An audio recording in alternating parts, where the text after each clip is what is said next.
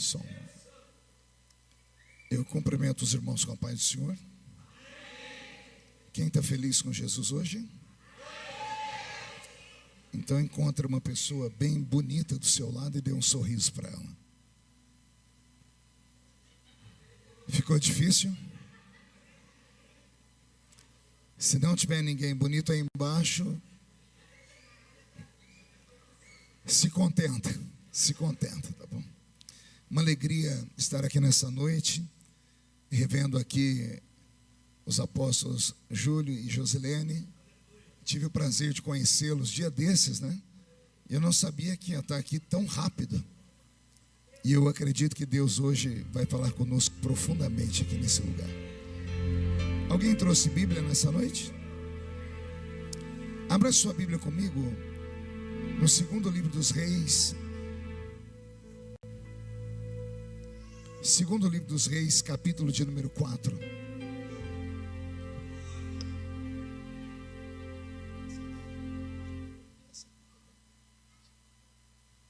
Obrigado, meu apóstolo. Minha voz é meio afônica.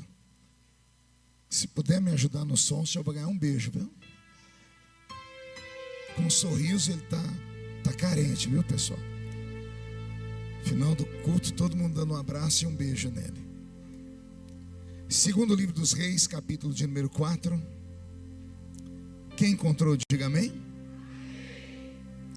Está escrito assim: e uma mulher das mulheres dos filhos dos profetas clamou a Eliseu dizendo: o meu marido, teu servo, morreu, e tu sabes que o teu servo temia ao Senhor.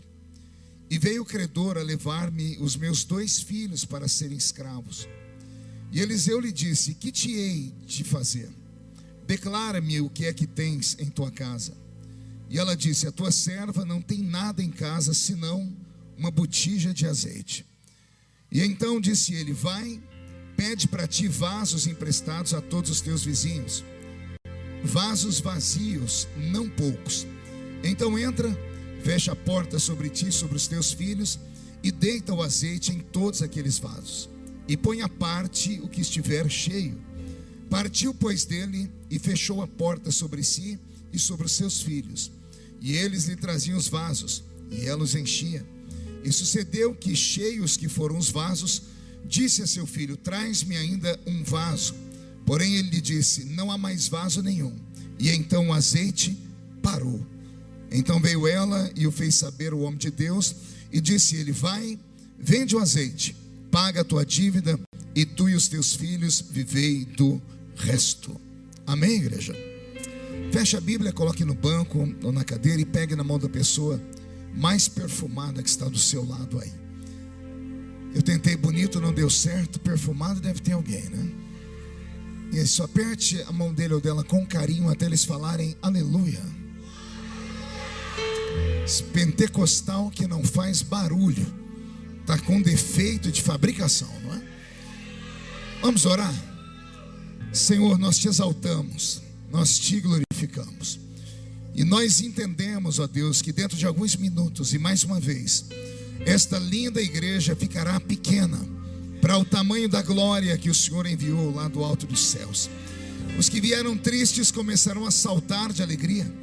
Os que vieram se arrastando não voltam para casa se arrastando. Hoje voltarão voando nas asas de um novo tempo. E antes que eu comece a revelar os seus mistérios, cerque esta igreja com a sua glória. E num raio de 5 quilômetros, onde houver um demônio alojado, eu dou a esses demônios segundos para sumirem daqui. Porque se não sumirem, serão queimados pelo poder da sua glória que aqui será derramada. Senhor, rasga os céus sobre nós esta noite. Manda anjos de fogo descerem aqui. Que estes anjos desçam trazendo brasas de fogo nas mãos. Comecem a esparramar estas brasas entre nós.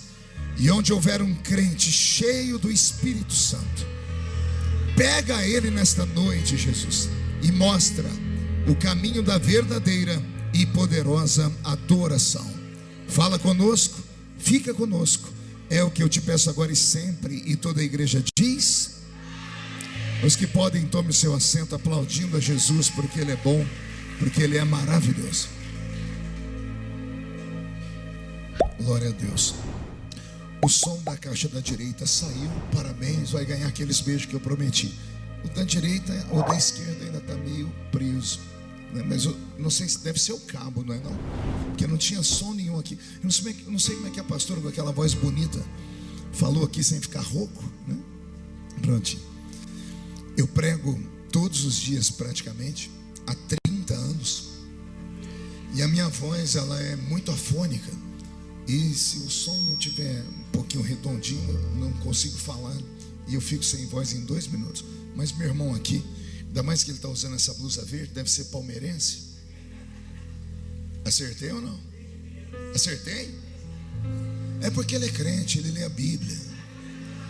Está escrito lá, Salmos 92:12: o justo florescerá como palmeiras, né?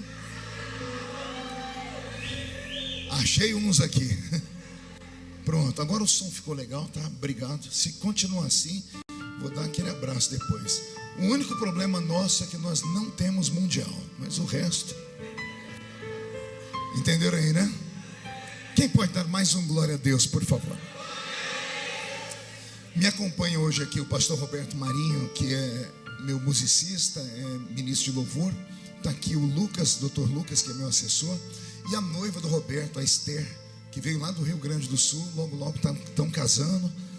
Ninguém dá glória a Deus, não. Não, pelo menos seja falso. Vou voltar de novo. Está aqui o doutor Lucas me acompanhando, o Roberto. E está a Esther, que é a noiva do Roberto. Porque como ele é aqui da região, deixa eu explicar, como ele é da região e vocês não reagiram, a Esther pode desistir no meio do caminho, né?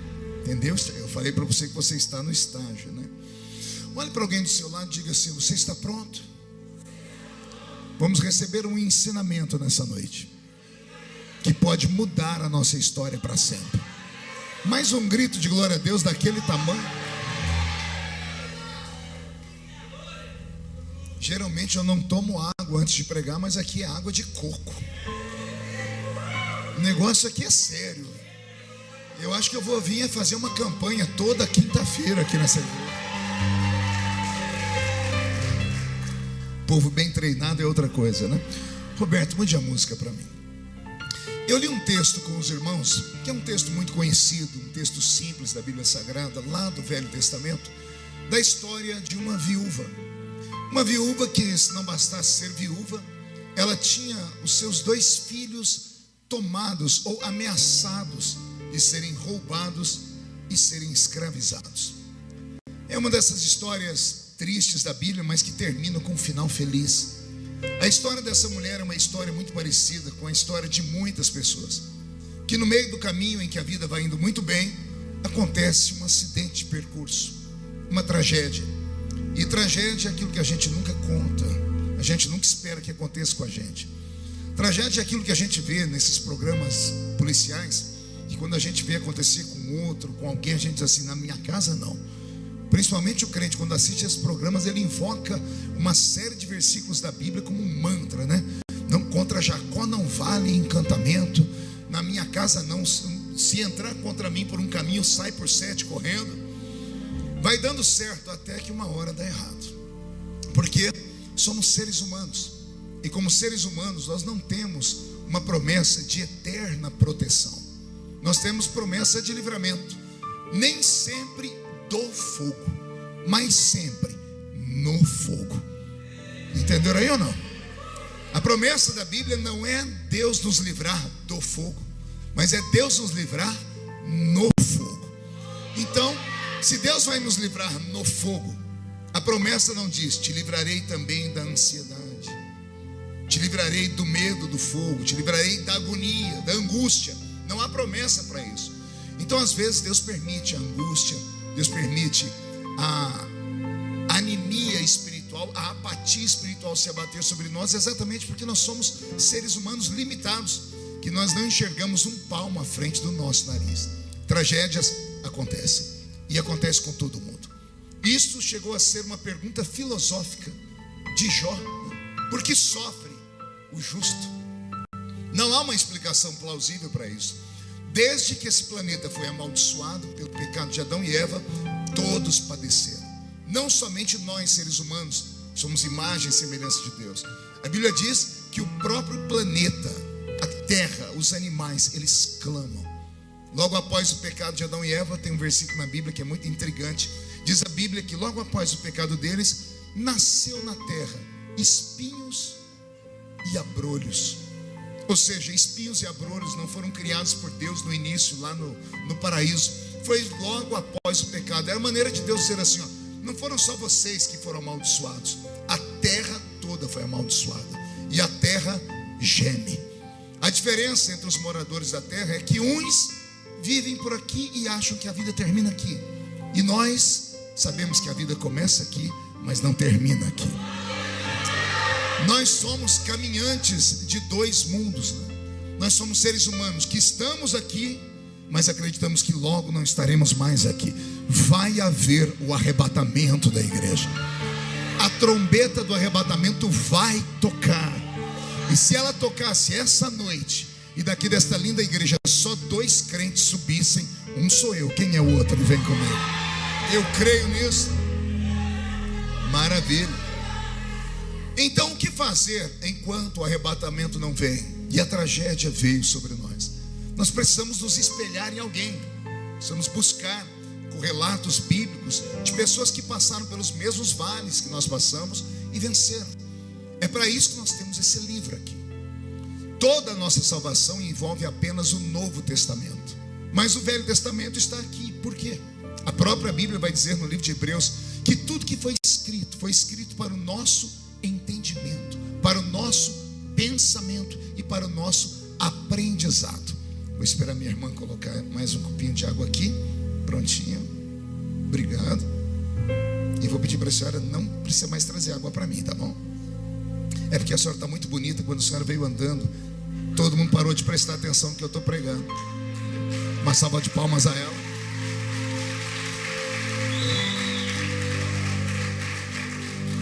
Prontinho. Então, voltando aqui à Bíblia Sagrada, aos assuntos do Senhor. A história que eu passo a narrar agora, ela é real, é verídica, aconteceu. Uma mulher se casou com um dos filhos dos profetas. E ao casar com um dos filhos dos profetas, a vida ia muito bem. Imagine, casada com um homem de Deus, casada com alguém que naquele tempo praticava a religião antiga, alguém que possivelmente ia ao santuário e adorava ao Deus vivo de Israel, alguém que, conhecendo a religião judaica, era praticante de ofertas, de dízimos, de sacrifícios, de votos, etc. Só que o infortúnio se abateu sobre a família quando o marido dessa mulher morreu. E quando o marido dela morreu, ele deixou ela endividada. E ao ficar endividada, naquela época era possível, pela lei que era aprovada, que quem devesse a uma outra pessoa deveria ter que pagar de alguma forma. Ninguém ficava sem receber. E iam primeiro nos bens. Na ausência dos bens, iam nos filhos, porque os filhos jovens tinham robustez física para permanecerem escravizados. Não ficavam para sempre, ficavam com aqueles que os escravizavam até a família adquirir dinheiro suficiente para ir resgatar os filhos. Até aqui a história é terrível. Mas a mulher, lembrando que o marido trabalhava para o Senhor, lembrando que o marido era empregado de um homem de Deus, ela se lembrou disso. E o que ela fez? Pegou os 2 filhos e se dirigiu até o rancho dos profetas. E foi até o patrão do marido dela, que era um profeta. E ao chegar diante do profeta, ela contou para ele o que estava acontecendo. É claro que contou em dó menor, contou de maneira que o homem ficasse com pena dela. E ela disse: meu marido era teu servo. Ela deixou isso claro. O marido dela era empregado daquele homem. Então, na verdade, ela não foi com fé, ela foi usando a racionalidade. Pergunte por quê? Ora, você tem um marido, o marido trabalha em uma empresa e ele morre. É natural que a viúva vá até a empresa buscar os direitos do marido. Aquela mulher foi lá em busca de direitos. Ela foi em busca de uma aposentadoria, de uma indenização, foi em busca de um pecúnio. E ao chegar naquele ambiente, ela foi no lugar certo, mas ela agiu da maneira errada. Porque o marido dela não trabalhava para uma empresa comum. O marido dela não trabalhava para um fazendeiro. O marido dela não trabalhava para um comerciante. O marido dela trabalhava para um profeta, para um homem que temia ao Deus de Israel. E qual era a função de alguém que trabalhava para Deus? Trabalhar com sacrifícios, com louvores, com ofertas, cuidar dos doentes, cuidar das viúvas, dos órfãos. Era esse o trabalho. Então, ao chegar no lugar certo, ela fez a coisa errada. Porque ela disse ao homem de Deus: o meu marido era teu empregado, e ele morreu. E veio o credor para levar os meus 2 filhos para serem escravos. O que esta mulher está querendo? Ela está querendo que o profeta vá lá no cofre, abra o cofre, pegue ouro, prata, e dê a ela a aposentadoria, para que ela volte para casa e pague a dívida que o marido dela havia deixado. E nesse momento acontece o extraordinário. O homem de Deus não fica com pena dela. O homem de Deus não diz para ela: me espere aqui que eu vou ali buscar o dinheiro. O homem de Deus olha para dentro dos olhos dela e faz uma pergunta: declara-me, o que é que você tem em casa? Não sei se aquela mulher já havia assistido cenas parecidas. Não sei se ela tinha uma amiga que havia perdido o marido e a amiga tenha ido ao profeta e o profeta tenha dito a mesma coisa. Ela já estava preparada. Quando ele disse para ela: declara-me o que tem em casa, ela disse para ele de supetão: a tua serva não tem nada em casa.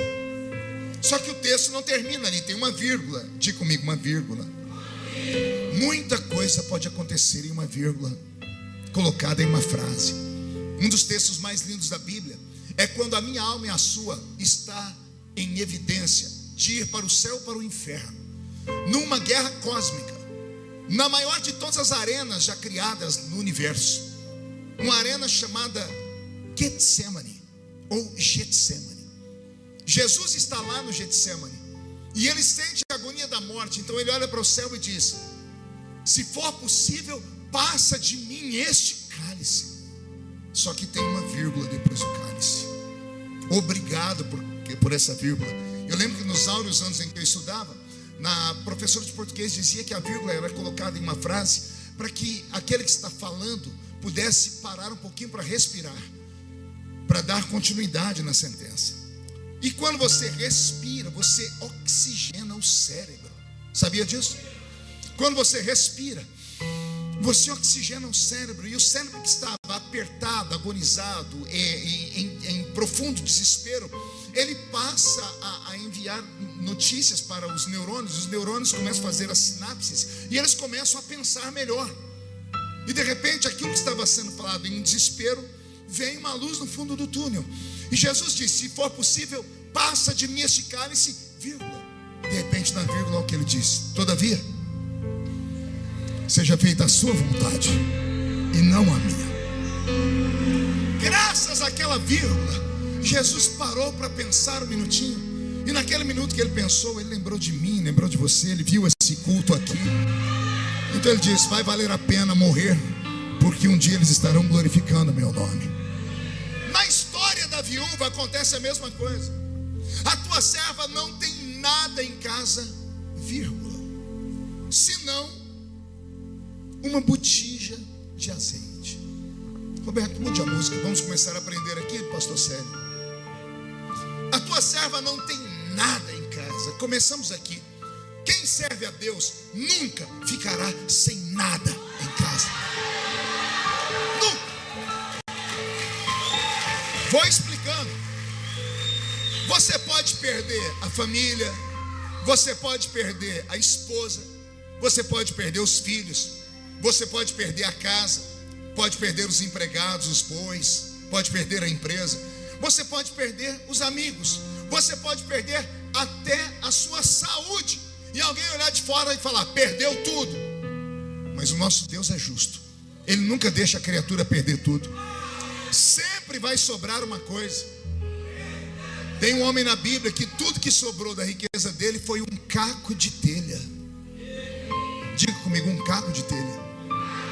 Pergunte ao seu irmão: o que você faria com um caco de telha? Quando você chegar no céu, senta com Jó e fala assim com ele: ô Jó, quanto valia aquele caco de telha que sobrou na sua mão? Ele ia te dizer assim: olha, aquele caco de telha foi mais paciente, harmonioso e misericordioso comigo do que a minha mulher. Por quê, Jó? Porque quem está com lepra, a carne vai apodrecendo. Só que antes dela apodrecer, entrar em estado de putrefação, ela começa a coçar. Só que quem está leproso, antes da carne apodrecer, os pontos mais sensíveis do corpo, a falange dos dedos, o nariz, a orelha e as unhas caem primeiro. E aí nem unha para coçar sobrou. Quem deveria me coçar então deveria ser a minha mulher. Mas a minha mulher foi embora. Meus filhos estavam mortos. Meus amigos me acusaram de estar com pecado escondido. Eu olhei para um canto, só sobrou um caco de telha. Aquele caco de telha veio e aliviou a minha dor, coçou. Aquele caco de telha nunca reclamou. Aí você pergunta a Jó: do quê? Do fedor da minha carne, porque eu estava podre. Ninguém ficaria perto de mim, mas o caco de telha ficou.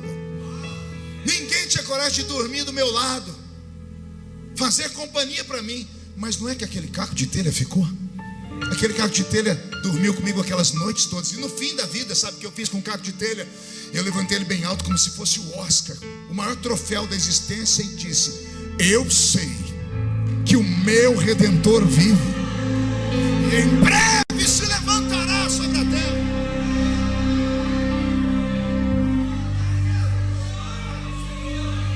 O crente nunca perde tudo. Aquele caco de telha representa o Espírito Santo, porque só Ele fica do nosso lado quando a gente apodrece. Só Ele fica do nosso lado quando ninguém mais quer tocar na gente. Só Ele tem coragem de passar noites em claro do lado da gente, porque é Ele quem intercede por nós com gemidos inexprimíveis. Declara-me o que é que tens em casa. Ela diz: a tua serva não tem nada em casa. Eu imagino quando ela falou nada em casa, o profeta olhou para ela com aquele olhar de mãe. Eu me lembro que quando eu era criança, eu não sei porquê, eu apanhava todo dia.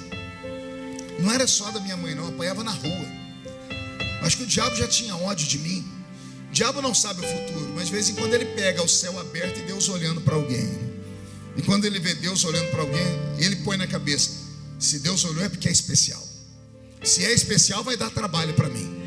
Então eu tenho que atormentar a vida da pessoa desde que ela nasceu. Isso aqui é um recado de Deus para você, uma resposta de Deus. O dia que você nasceu, Deus estava entediado no céu. Ele abriu a janela e ficou olhando. E não é que ele viu você?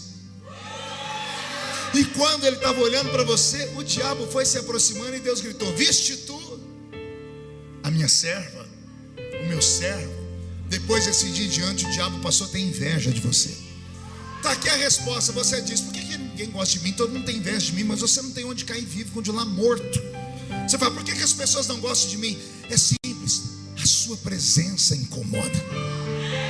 Porque você tem um magnetismo pessoal. Você não tem ouro nem prata, mas você tem um brilho. Na verdade, você não nasceu, você estreou nesse planeta. É isso, essa é a verdade. Essa é a verdade, você estreou nesse planeta.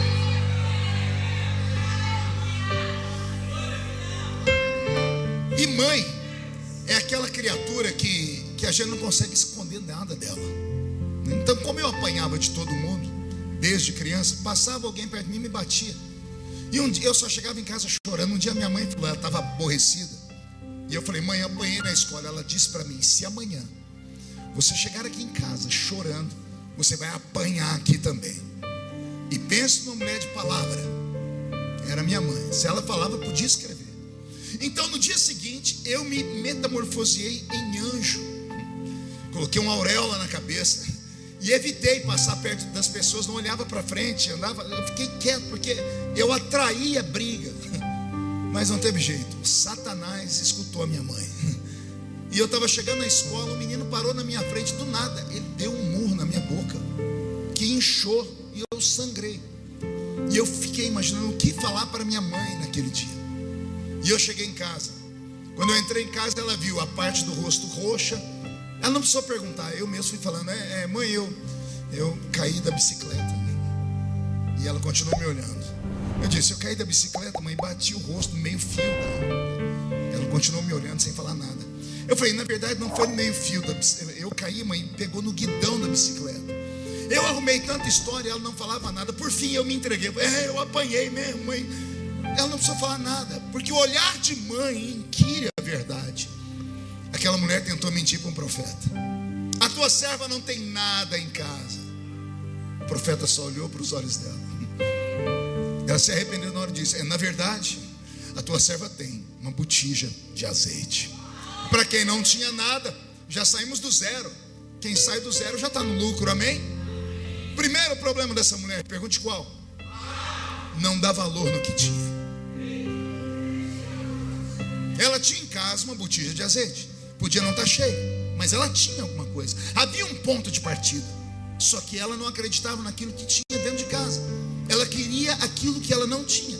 Geralmente todos nós fazemos isso. Não damos valor naquilo que temos, mas nos preocupamos com aquilo que nós não temos. É quando alguém entra lá na internet para te elogiar. 100 pessoas te elogiam, você fica quieto. Um fala mal de você, você parte para cima da pessoa. A gente tem a facilidade de dar atenção só para coisa ruim e não damos atenção para coisa boa. Nós não enxergamos quando temos algo, só enxergamos quando deixamos de ter algo. Esse era o problema da mulher. E por ela não dar valor naquilo que ela tinha, ela foi procurar um homem de Deus. E ao chegar diante do homem de Deus, ela contou o seu problema. E se eu perguntasse a esta igreja linda qual era o maior problema da vida daquela mulher, alguém possivelmente diria assim: pastor, o texto já diz, ela era uma viúva. E viuvez é um problema, sim ou não?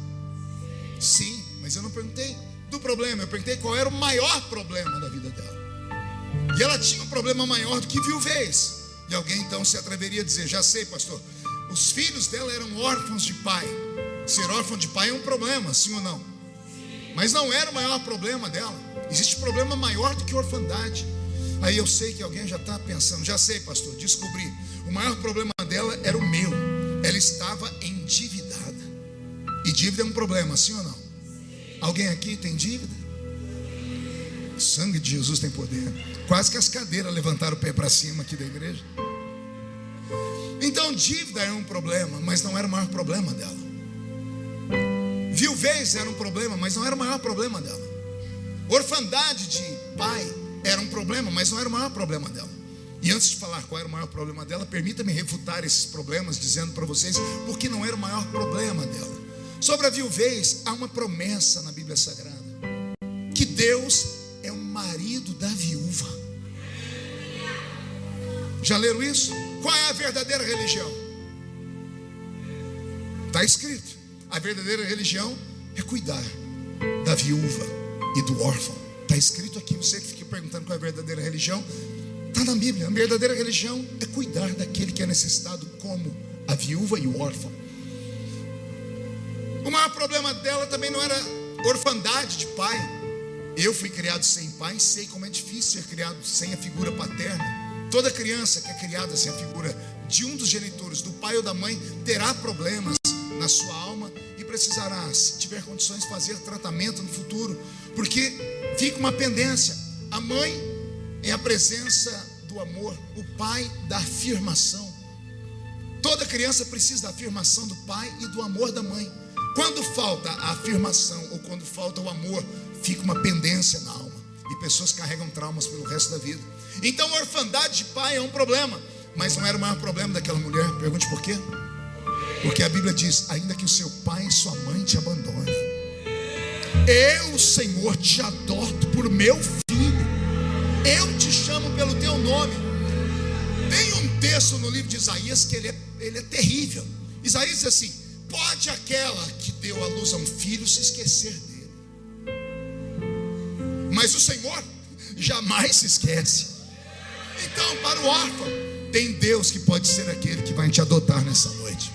Então eu já disse que orfandade não era o maior problema dela, e nem viuvez. Dívida também não. Pergunte por quê?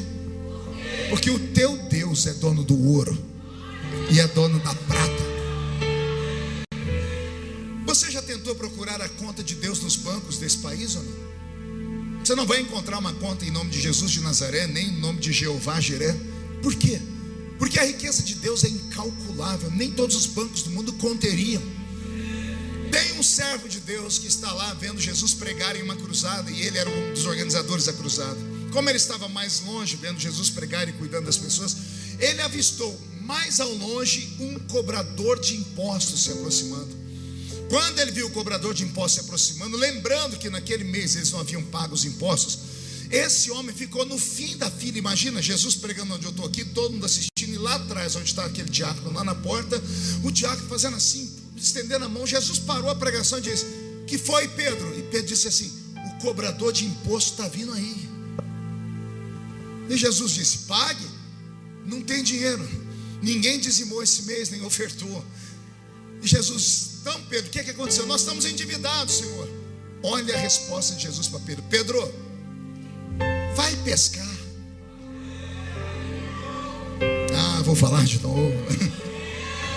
Eu amo essas coisinhas pequenas da Bíblia que são fantásticas. Pedro está desesperado porque ele está endividado, igualzinho você. Aí ao invés de Jesus dar dinheiro para ele, Jesus falou para ele o que? Vai. Eu não sei aqui no entorno de Brasília, mas lá no estado de São Paulo só vai pescar quem está com a vida ganha. O pai do Roberto vem lá da Bahia só para pegar um amigo aqui em Brasília para ir pescar. Pense num povo que tem uma vida boa. Quantas vezes eu indo para o trabalho cansado, já acordava cansado, e passava alguém num carrinho com as varinhas de pescar para fora, a pessoa ainda tirava sarro: vamos pescar? Eu amaldiçoava a pescaria da criatura para não pegar nenhum lambari, né? Então só vai pescar quem está com a vida ganha. Pedro está desesperado, Jesus manda ele fazer o quê? Pastor, mas o que Jesus estava fazendo? Jesus estava falando para Pedro: Pedro, quem cuida dessa jossa aqui sou eu. O ministério não é seu, Pedro, é meu. Assim como a igreja não é nossa, é dele. Então, assim como a sua família não é sua, é dele. Você sabia que a sua família não é sua? A Bíblia diz: filhos são herança do Senhor. Se filho é herança do Senhor, a sua responsabilidade é só cuidar. Mas quando extrapola os limites dos seus cuidados, é só falar: Senhor, a herança que o Senhor me deu está saindo fora. Aí o Senhor joga um laço e traz. Se não vier pelo amor, vem pela dor, mas vem. Meu Deus. Vai pescar aí. Pedro foi porque quem pode manda, e quem obedece é porque tem juízo.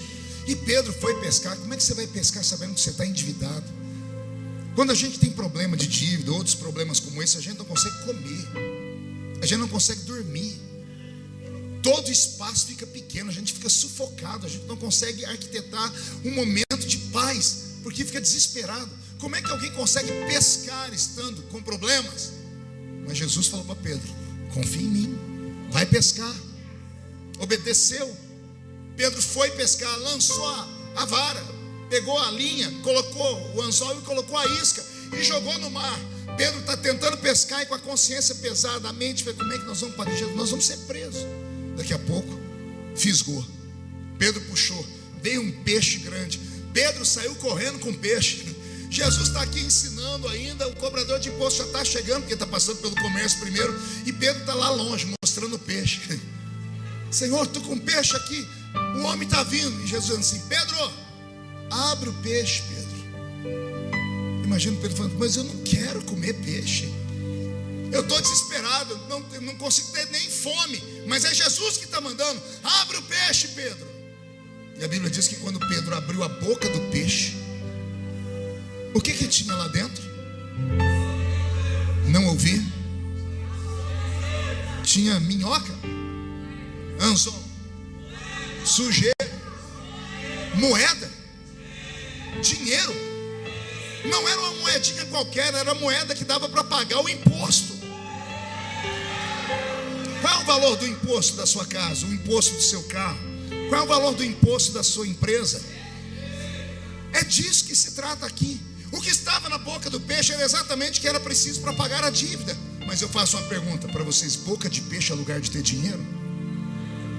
Não é no nosso ponto de vista. O banco de Deus está escondido. Pode ser a boca de um peixe, pode ser o gasofilácio da igreja, pode ser quando você estende a mão para ajudar o mendigo, Pode ser quando você estende a mão para ajudar alguém que está necessitado. Ao entregar para ele algo, o Senhor te dá algo infinitamente maior. Você só precisa confiar nele. Pastor, se dívida não era o maior problema dela, se orfandade de pai não era o maior problema dela, se viuvez não era o maior problema dela, qual era o maior problema daquela mulher? Pergunte para mim, qual era, pastor? Faltava azeite na botija dela. Era só esse o problema. Porque quando ela diz, a tua serva não tem nada em casa, e ele olha profundamente nos olhos dela, ela se arrepende e diz, a tua serva tem uma botija de azeite. O profeta vai falar assim para ela, então querida, você perdeu tempo em vir aqui, porque a solução não está na minha mão, está na sua casa. A solução do seu problema, desse problema que está te matando, está arrancando a sua alma, está te fazendo desesperar, está no lugar que você menos espera, está lá na sua casa. Aí o profeta diz, você vai voltar para sua casa, mas antes você vai bater na porta dos seus vizinhos. Para quê, profeta? Você vai pedir vasos vazios, não poucos.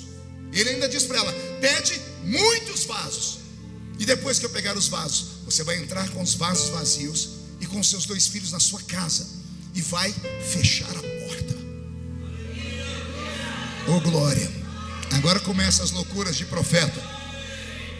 O que você precisa está no lugar que você menos espera. Está lá naquele lugarzinho escondido, naquele quartinho do fundo da sua alma, naquele lugarzinho onde, quando você era mais crente do que agora, você tinha fé para buscar as soluções dos seus problemas. Era um quartinho, um cantinho da sua casa, era o banheiro do seu trabalho, era aquele lugarzinho no meio da montanha, era a casinha daquela irmã que só tinha 2 dentes na boca, aquela velhinha, 2 dentes, o zagueiro e o atacante. Era lá naquele lugar onde você se reunia, que você buscava, você tinha fé que se fosse lá e eles orassem, um milagre acontecia. Você perdeu o endereço, você nunca mais foi, você não tem tempo. Seu tempo é empregado no TikTok, é empregado na série da Netflix, é empregado em ficar assistindo seu futebol, em fazer as suas viagens. Você perdeu o contato com o divino, com a parte mais sensível da sua alma. Porque azeite na Bíblia é sinônimo, ou significado, ou símbolo do Espírito Santo. O que eu vou te falar agora pode parecer fanatismo, mas não é. Todos os problemas da vida de um crente, todos, têm origem na falta da sua comunhão com o Espírito Santo. A ausência da presença do Espírito Santo te faz ficar cego, te faz pecar, e quando você peca, você se machuca. Quando você está fora da presença dele, qualquer coisa te ilude, incluindo espíritos de encantamento. Eu preguei sobre isso semana passada aqui em Brasília. Espíritos que travam a mente das pessoas e fazem elas gastarem mais do que pode, se encantarem pela beleza de um outro ser humano, ao ponto de trair a família, de trair o marido, a mulher. A ausência da presença do Espírito Santo faz o crente se esfriar. E quando ele se esfria, principalmente nós que somos pentecostais, tem algum pentecostal aqui? A ausência desse barulho, a ausência dessa alegria, a ausência desse fervor, faz a gente tombar no primeiro caminho. O batismo com o Espírito Santo se chama na Bíblia Sagrada de revestimento. Não é? Não foi o que Jesus disse, ficai em Jerusalém até que do alto sejais. O que é revestimento? É você ser vestido 2 vezes. A ausência da presença do Espírito Santo te faz ficar apenas vestido. E às vezes o vestimento que você está usando não é suficiente para te dar força para encarar um frio. Às vezes, para aguentar o frio, além de estar vestido com a camisa, você precisa de um paletó, vestido e revestido. O que faltava na vida daquela mulher era só azeite. E aí o Senhor disse, você vai buscar azeite no lugar certo. Onde? Naquele quartinho do fundo da sua casa. Naquele quartinho do fundo da casa. Você vai encontrar de novo a sua botija. E vai olhar para dentro dela e vai ver que só tem um pouquinho de azeite. Mas olha o que Deus mandou você fazer. Pega vasos vazios e enche a sua casa. Eu imagino a mulher dentro de casa, com 2 filhos, uma botija de azeite, com um pouquinho de azeite, um monte de vasilha vazia, trancado dentro de casa. Não chamou a vizinha, não chamou um diácono, não chamou uma irmã de oração. A família ia se resolver. Lá na porta o diabo quer entrar, mas não pode. Tem uma placa lá: Deus está trancado com a família. Vai acontecer um milagre, porque quando a família se une e a fé de um contagia o outro, não há demônio que permaneça de pé. Se nesta noite você e o seu marido saírem daqui acreditando, olha o que eu vou dizer: vocês vão dormir de um jeito e acordar de outro amanhã. Se esta fé contagiar os seus filhos, aí não tem Zé Pilintra, Zé Pilantra, Chucaveira, Tranca-Rua, Preto Velho, obra de feitiçaria nenhuma. Ah, meu Deus.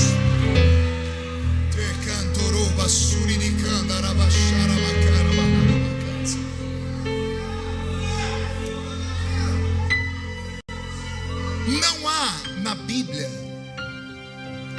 o profeta falando assim: você vai pegar o que tem naquela botijinha e vai derramar nos vasos vazios. Não tem isso. O profeta só falou para ela: você tem um vaso de azeite na sua casa? Tem. Então volta para casa, pega vasos vazios e entra dentro de casa e tranca a porta. Então imagina a mulher com os vasos vazios, o vaso de azeite na mão, e ela e os 2 filhos, e ela perguntando para os meninos: o que a gente faz agora? Eu imagino os meninos falando: mãe, se tem vaso vazio e a senhora tem uma vasilhinha com um pouquinho de azeite, deve ser para a gente repartir. Mas o que tem aqui, se a gente despejar naquela outra ali, não vai sobrar nem nesse aqui.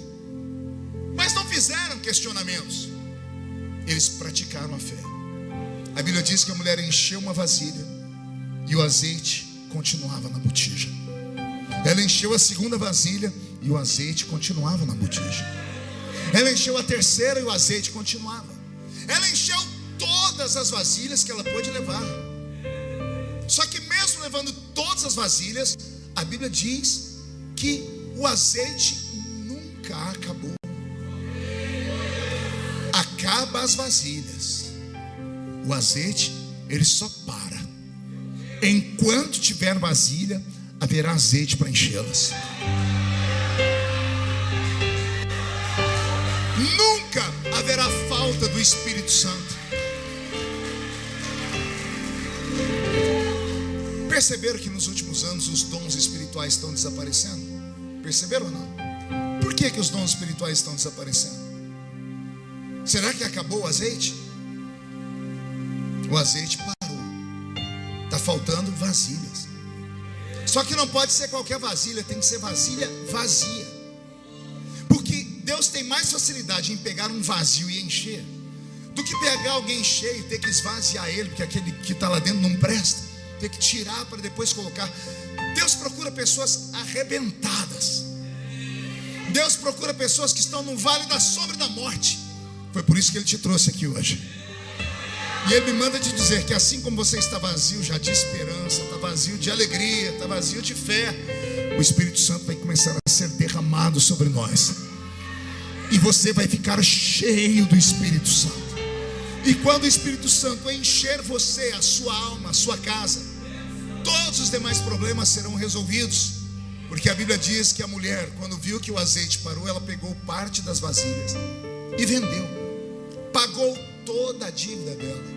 E aí vem uma palavrinha que é meio ruim de ouvir, né? Porque o profeta falou assim para a mulher: paga as tuas dívidas, e tu e os teus filhos vivei do...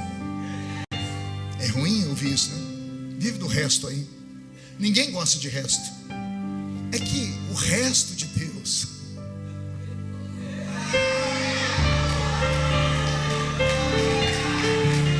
o resto de Deus enche o céu, enche a terra. Vou profetizar uma profecia louca. E se tiver algum louco para receber, o que Deus está te dando nessa noite será tão poderoso, tão poderoso, que vai ser o suficiente para tirar a tristeza do seu rosto. E Deus vai plantar uma alegria no seu rosto. A alegria será tão forte que você vai emendar uma gargalhada na outra daqui até o fim do ano. O que Deus vai te dar é tão grande, é tão profundo, é tão próspero, que vai ser suficiente para pagar as suas dívidas. Vai sobrar para você abençoar a sua família inteira. vai ser tão grande que além de ser bênção para você e para sua família, Deus vai te dar o suficiente para você ajudar até os seus amigos. Agora é para arrancar tatu da toca e sabiá do toco. O que Deus vai te dar é tão grande que além de ajudar você, sua família e seus amigos, vai sobrar para você ajudar até os seus inimigos.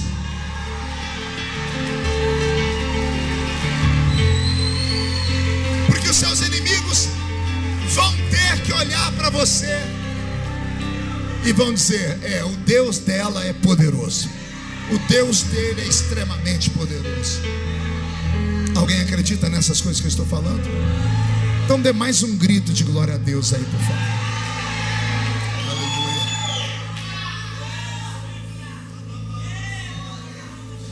Todo esse texto bíblico, ele injeta fé no coração que não tem fé.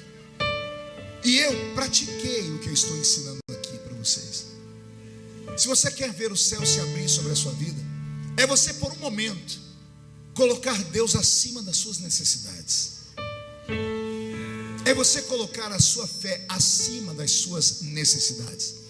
É você colocar como prioridade de vida a presença de Deus. Jesus deu esse ensinamento, mas ninguém consegue entender. Buscai primeiro com toda a sua, e aí sim as demais coisas. Está entendendo? O que o Senhor quer de mim nessa noite? Eu quero que você encha a sua botija de azeite. O Senhor tem uma receita? Aí tenho. A minha receita é mais fácil do que o bolo de fubá da minha mãe. Cada glória a Deus que você manda para o céu é uma gota de azeite que cai na botija. Cada vez que você fala aleluia, é mais uma gota de azeite que cai na botija. Cada vez que você faz uma coreografia espiritual, fica em pé, pula, bate o pé no chão, roda, erga, você vai abrindo o céu. É a maneira de você dizer a Deus: eu estou com um problema, mas eu não misturo as coisas. É a maneira de você dizer para o diabo: Deus dando ou não dando, eu continuo adorando o nome dele. Vai acontecer um reboliço nesta festa dos tabernáculos.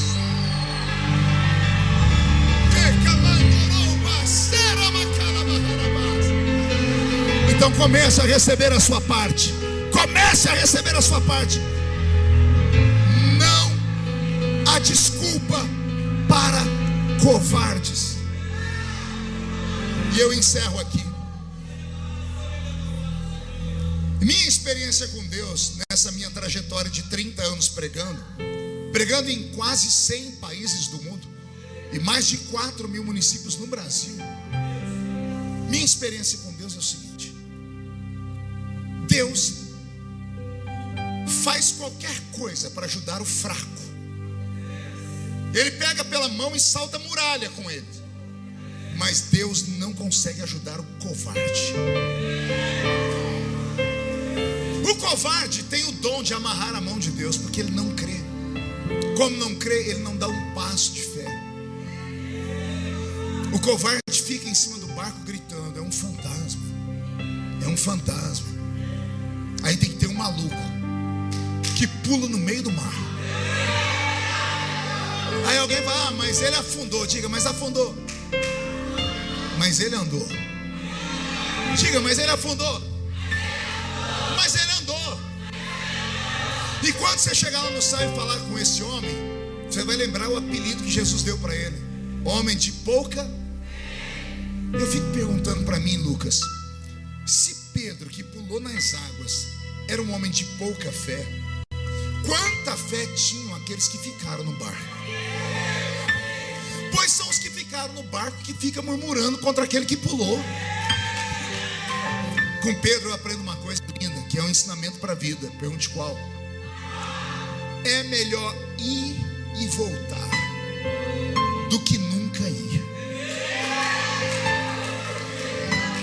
É melhor pular, afundar, quase morrer, mas voltar. Você vai ter história para contar. Triste deve ser essa criatura que está aí do seu lado, que eu estou falando e a mente dela está queimando agora, porque a vida passa como em um filme, e a pessoa está lembrando quantas coisas ela perdeu, porque faltou a ela coragem, porque faltou a ela audácia. Se você está com Deus essa noite, vá até o limite. limite. Se você tem um sonho, se agarre a esse sonho. Se você tem uma promessa de Deus, não conta para ninguém. O problema não é seu. Senhor, não me mata, não me fulmina. A culpa não é sua. Foi ele que levantou aquele profeta naquele dia. Deus estava feliz, levantou o profeta e disse para você: vou eu te usar, vou eu te dar, vou eu te levar. E aí você não foi usado, não recebeu e nem foi. E aí você fica aí triste. Não fica triste não, dobra o joelho, fica em pé gritando: o Senhor falou. Está escrito, não é homem para mentir, não é filho do homem para se arrepender do que fala. Está escrito, passa o céu, passa a terra, mas as suas palavras não podem passar. Encha a sua botija de azeite. Deixa as pessoas te chamarem de louco, de maluco, de desequilibrado, de fanático. Porque quem fala de você não paga suas contas. Quem acha que você é extravagante demais, você é pentecostal demais, nunca morreu na cruz do Calvário por você. Eu aprendi uma coisa: Deus ama aqueles que o amam. E por causa desses, Deus me trouxe aqui hoje. E eu vim falando: o que é que eu vou falar? O Senhor disse: vai injetar fé no povo. Vai acontecer um reboliço aqui. Eu vi o tamanho desse prédio. Vocês já estão preparados para quebrar a parede e aumentar a igreja umas 10 vezes? Essa cidade será sacudida não por mais uma igreja, mas pela igreja verdadeira. Uma igreja que crê no sobrenatural, naquilo que é incrível, naquilo que é invisível. Creia, creia. Então entenda que todos os seus problemas têm origem na sua falta de intimidade com Deus. Quando você erra, quando você peca, você entristece o Espírito Santo. Ao entristecer, ele se afasta. E a ausência dele vai criando todos os problemas que você está vivendo. Mas ele é tão querido e amado que se você falar: me perdoa, vamos começar do zero. Ele é um cavalheiro, ele é educado, ele é um gentleman, ele é apaixonante e ele é santo. Ele vai voltar a voar sobre a sua vida, vai pousar sobre você, vai ocupar o lugar dele. E quando ele entrar, o que não presta vai sair. Os 7 espíritos piores que entraram quando a casa ficou limpa, você entristeceu, ele foi embora, vão sair, nem que seja na base do chute. E quando ele ocupar o centro da sua vida, você vai ver que onde a planta do seu pé pisar, o Senhor te dará por herança. Onde a sua mão tocar, os enfermos serão curados. Quando abrir a boca para falar, os ouvidos dos homens irão tinir. E Deus te transformará no maior projeto de avivamento da sua geração. Se alguém acredita nisso, levante a mão direita para o céu, chacoalhe a mão direita, pede licença para quem está do seu lado e agarra o ombro da pessoa, por favor. Agarrou? Agarra com vontade. Se a pessoa te olhou com cara feia, fala para ela: o médico falou para não contrariar o pastor Marco. Agarrou? Chacoalha a pessoa agora até ela ficar irritada. Não irrita, ela irrita. Diga: Deus te trouxe aqui para isso. Sacode, sacode, diga: para isso. Deus te trouxe aqui para sacudir a sua fé, para sacudir o seu ministério. Deus vai sacudir a sua botija.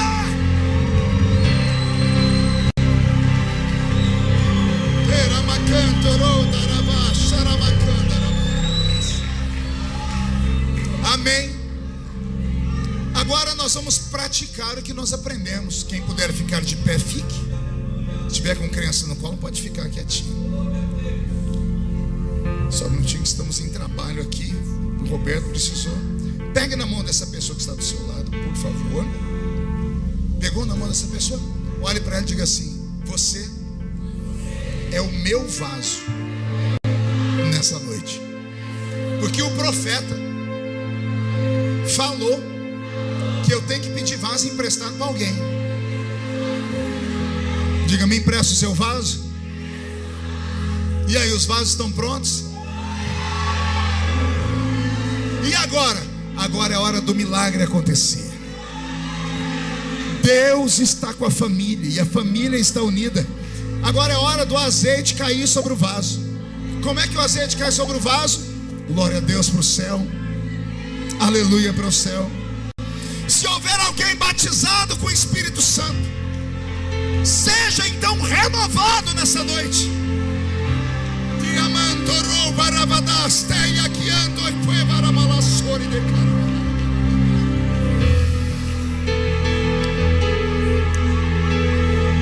Feche os seus olhos por um minuto. Agora solte o seu irmão. Feche os olhos. Eu vou fazer um convite nessa noite. É só um. Eu queria aqui na minha frente só homens e mulheres que têm coragem de dizer assim: eu queria ter mais intimidade com o Espírito Santo. Eu quero receber de novo tudo que eu perdi. Eu quero que a glória da última casa seja maior do que a glória da primeira. Vem chegando. O nome do nosso Deus é Jeová Jiré. E é esse Jeová Jiré que vai encher esta casa com a sua presença. Ele operou um dia, ele vai operar de novo. Chegue mais perto, mais perto, mais perto, para caber mais pessoas. A fila está grande lá, se esparrame pelo altar. Isso, vai caber todo mundo. Feche seus olhos, vamos orar. Mais um passo à frente, por favor. Tem pessoas querendo vir. Chegue mais para frente, chegue mais para frente. Isso, senão as pessoas não conseguem chegar na frente. Ah, meu Deus. Feche os olhos. Queima, nas águas não vou afogar, pois estás comigo. Não estou sozinho, eu estou guardado no esconderijo. Não estou sozinho, tu estás comigo. Recebe fé. Temer porque se eu estou guardado por quem nunca perdeu batalha, seu nome é. Recebe azeite. Irás prover de novo. Eu creio em ti. Haja o que houver, Venha o que vier, irás prover de novo. Eu creio em ti. Naramanto rouba suri de candara lavacara barras. Terloim telomandre velessuri de candorobas. Senhor, abre o céu sobre esta igreja. Os teus servos entenderam a pregação e eles estão buscando uma forma de ficarem cheios do Espírito Santo. Os que vieram em busca, Senhor, de uma nova experiência, os que vieram em busca da presença do Espírito Santo, faz o céu se abrir. Vai cair sobre nós uma unção poderosa. Derrama, derrama da sua agora, agora, agora.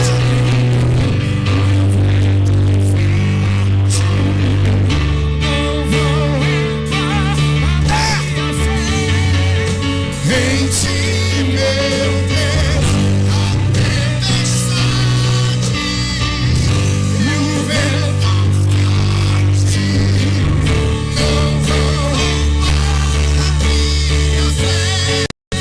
Em ti, meu Deus, a tempestade afogando-te não vão roubar a minha fé. Em ti.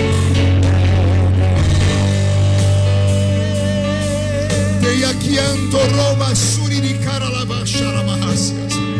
Como profeta desta noite, eu profetizo, meu Pai, que todos os que vieram para esta conferência, quando voltarem para sua casa, quando voltarem para suas cidades, para os seus lares, voltarão envolvidos numa nuvem de glória, serão cheios do Espírito Santo, receberão de volta os dons espirituais. A prosperidade vai correr atrás deles. Os demônios já fugiram da vida deles, e um tempo de muita unção se aproxima. Pai, sobre cada um daqueles que aqui está, que venha a presença da sua glória. De olhos fechados, levante a mão direita para o céu aberta. Diga comigo, em nome de Jesus: todos os demônios que lutaram contra a minha fé, contra a minha família, contra os meus negócios, contra os meus sonhos, contra a minha vida espiritual, eu ordeno, venham para a palma da minha mão agora. Feche a sua mão com autoridade. Eu vou contar até 3. No 3 você vai jogar no chão e vai pisar em cima. E aí depois que você pisar em cima, você vai precisar abraçar 2 pessoas, porque a Bíblia diz que quando 2 concordam na terra, é concordado no céu. 1, você nunca mais será o mesmo. 1,5, sua família sentirá orgulho de você de novo. 2, quem viver verá o que Deus fará na sua vida depois desta noite. 2,5, esta igreja vai crescer a 100 por 1. 2,75, esta cidade será conhecida como a terra da fé e do avivamento. 3, jogue no chão, pise em cima, abrace 2 pessoas, abrace 2 pessoas e profetize sobre ela.